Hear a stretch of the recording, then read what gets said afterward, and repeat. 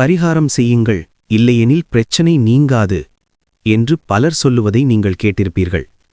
ஆனால் ஒரு உண்மை கேள்வி கேளுங்கள். பயம் கொண்டு செய்யும் பரிகாரம் பலன் தருமா? அல்லது நம்பிக்கை கொண்டு செய்யும் நல்ல செயல் பலன் தருமா? பரிகாரம் என்றால் அது பணம் செலவு செய்வதல்ல, அது மனதை மாற்றுவது. கோபம் இருந்தால் அதை குறைப்பதே பரிகாரம். பொய் பேசியிருந்தால் உண்மை பேசத் தொடங்குவதே பரிகாரம். யாரையாவது காயப்படுத்தியிருந்தால் மன்னிப்பு கேட்பதே பரிகாரம்.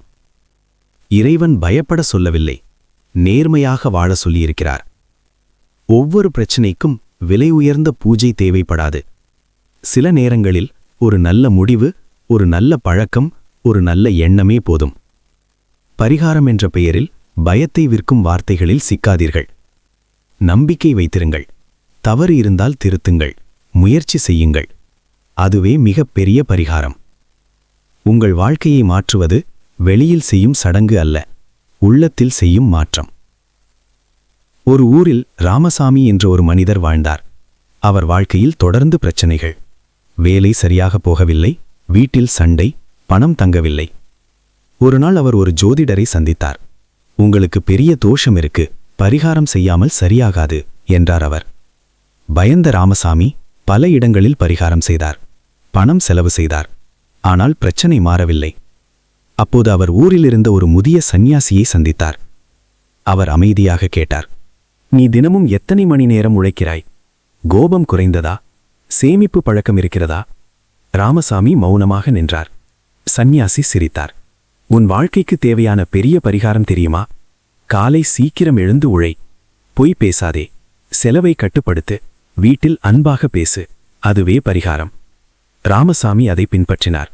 3 மாதங்களில் வேலை முன்னேற்றம், 6 மாதங்களில் சேமிப்பு, 1 வருடத்தில் வீட்டில் அமைதி. அவர் புரிந்து கொண்டார், பரிகாரம் என்பது வெளியில் செய்யும் சடங்கு அல்ல, உள்ளத்தில் செய்யும் மாற்றம். அந்த நாளிலிருந்து அவர் பயத்தால் அல்ல, நம்பிக்கையால் வாழ ஆரம்பித்தார். கதை முடிந்தது, ஆனால் அதன் அர்த்தம் இப்போதுதான் ஆரம்பம். இந்த கதை உங்களுக்கு ஒரு உண்மை புரிய வைத்திருந்தால், பரிகாரம் பெயரில் பயப்படாதீர்கள். நம்பிக்கை, முயற்சி, நேர்மை, இதுவே உங்கள் மிகப்பெரிய சக்தி. நன்றி. இதுபோன்ற ஆன்மீக உண்மைகள், தெய்வீக கதைகள், வாழ்க்கை மாற்றும் தகவல்கள் தொடர்ந்து பார்க்க எங்கள் டிவைன் டேல் 27 சேனலை இப்போது சப்ஸ்கிரைப் செய்யுங்கள். பெல் ஐகான் அழுத்த மறக்காதீர்கள்.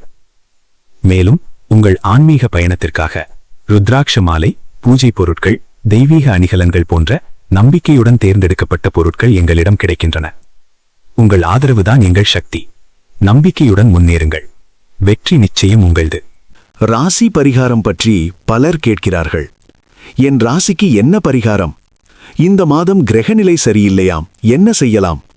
முதலில் ஒரு உண்மை புரிந்து கொள்ளுங்கள். ராசி என்பது ஒரு வழிகாட்டி, அது உங்கள் வாழ்க்கையை கட்டுப்படுத்தும் தீர்ப்பு அல்ல. பரிகாரம் என்றால் கிரகத்தை மாற்றுவது அல்ல, உங்கள் அணுகுமுறையை மாற்றுவது. உதாரணத்திற்கு, மேஷ ராசி என்றால் சீக்கிர கோபம் இருக்கும், அதற்கான பரிகாரம் என்ன?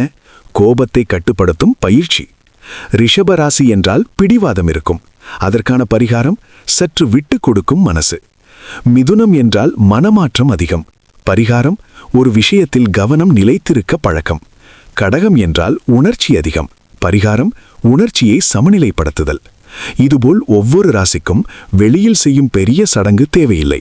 காலை 5 நிமிடம் தியானம், ஒரு நல்ல மந்திரம், ஒரு நல்ல செயல், ஒரு நல்ல வார்த்தை, இவைதான் உண்மையான ராசி பரிகாரம். கிரகங்கள் உங்கள் முயற்சியை தடுக்க வரவில்லை, அவை உங்களுக்கு பாடம் கற்பிக்க வந்திருக்கின்றன. நினைவில் கொள்ளுங்கள், ராசி உங்களுக்கு ஒரு சிக்னல் மட்டும் தரும், வாழ்க்கையை ஓட்டுவது உங்கள் மன வலிமை. பயம் வேண்டாம், பொறுப்பு எடுத்துக்கொள்ளுங்கள், அதுவே மிக பெரிய பரிகாரம். ஆனால் இதனால் ஜோதிடம் தவறு என்று அர்த்தமல்ல. ஜோதிடம் என்பது ஒரு எச்சரிக்கை விளக்கு போல. சாலையில் சிவப்பு விளக்கு எரிந்தால் நாம் வண்டியை நிறுத்துவோம். அது சாலை கெட்டது என்று சொல்லவில்லை, கவனமாக இரு என்று சொல்கிறது. அதேபோல் சனிதசை, ராகு காலம், யமகண்டம் என்று சொல்வது பயப்பட சொல்ல அல்ல, சிந்தித்து செய் என்று நினைவூட்ட. உதாரணமாக, சனிக்காலம் கடினம் என்றால் அது உழைப்பை அதிகப்படுத்தும் காலம். ராகு காலம் குழப்பம் தரும் என்றால் அது முடிவுகளை அவசரமாக எடுக்காதே என்று சொல்கிறது. பரிகாரம் செய்ய வேண்டுமென்றால் இதை செய்யுங்கள். தினமும் ஒரு நல்ல செயல், ஒருவருக்கு உதவி, பசியானவருக்கு உணவு, பெற்றோருக்கு மரியாதை, தவறை ஒப்புக்கொண்டு திருத்தம். இவை எந்த ராசிக்கும் எந்த கிரகத்துக்கும் மேலான பரிகாரம். மந்திரம் ஜபிக்கலாம், கோயில் செல்லலாம், விரதம் இருக்கலாம். ஆனால் மனம் மாறாவிட்டால் அது முழு பலன் தராது.